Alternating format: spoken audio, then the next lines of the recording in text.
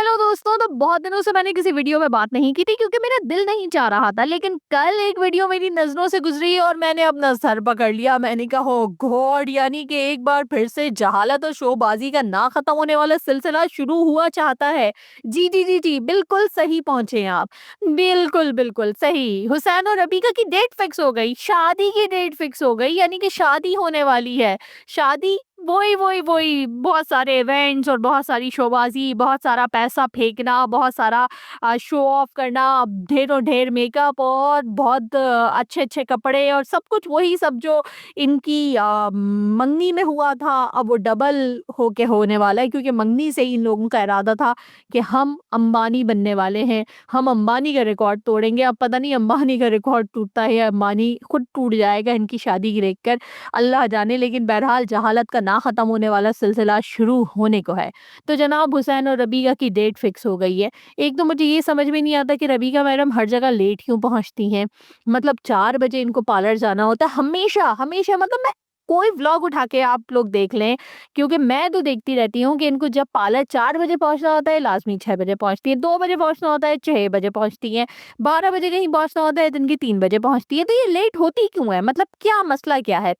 और ये तैयार होके रात के 11:40 पे घर आई हैं। मतलब 11:40 पे इनका इवेंट शुरू हुआ है। ठीक है भाई, कराची में हमने सुना है कि लोग जो है रात-रात भर जागते हैं और वहाँ पे इवेंट्स देर-देर तक चलते हैं। कराची में इवेंट्स शुरू ही रात गए होते हैं, लेकिन 11:40 इज़ टू मच। मेरा तो ख़्याल है कि इतनी देर में तो कोई भी नहीं अपना इवेंट्स रखता होगा, ना कोई करता होगा। हाँ, हाँ, कुछ बैकवर्ड किस्म के लोग यकीनन रात भर जगह टाइप का करते हुए इस तरीके से करते होंगे, लेकिन बहरहाल 11:40 तो बहुत, बहुत, बहुत देर वाली बात है।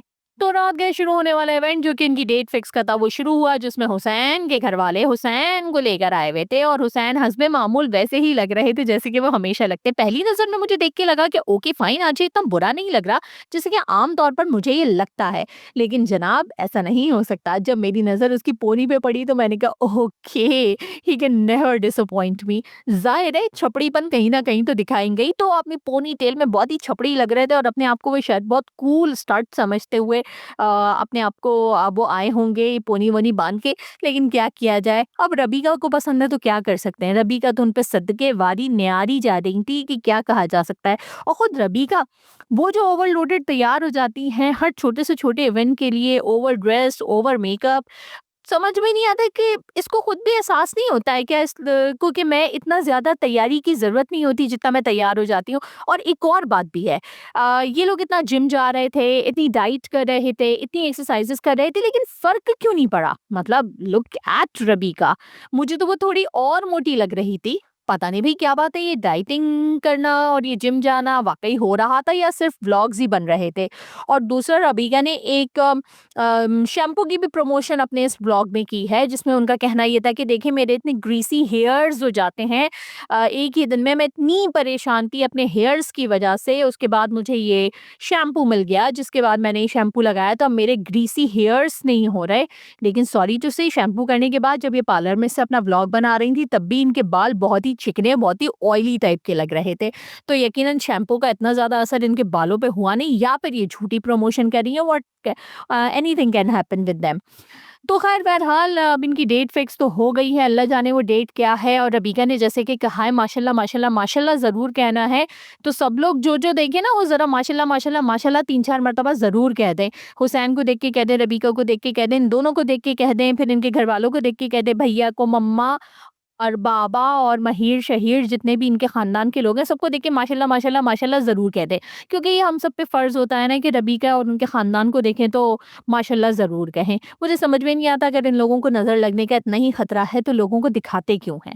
अव्वल तो किसी के पास इतना टाइम नहीं है कि इनकी ओछी-छिछोरी हरकतों पे नज़रें लगाए, लेकिन अगर इनको इतना ही खतरा है तो यार कवर करो ना दिखाओ ना लोगों को। एक तो तुम लोगों को दिखाना भी है, शोबाज़ियाँ भी करनी है, पैसे भी कमाने हैं और ऊपर से माशाल्लाह, माशाल्लाह, माशाल्लाह ज़रूर ज़रूर भी कहलवाना है लोगों से, भले किसी का दिल चाहे ना चाहे। वैसे मुझे लगता है कि ज़्यादातर लोग नहीं कहते होंगे, और कह भी दें तो क्या फ़र्क पड़ रहा है? मुझे कोई इतना तो बता दे।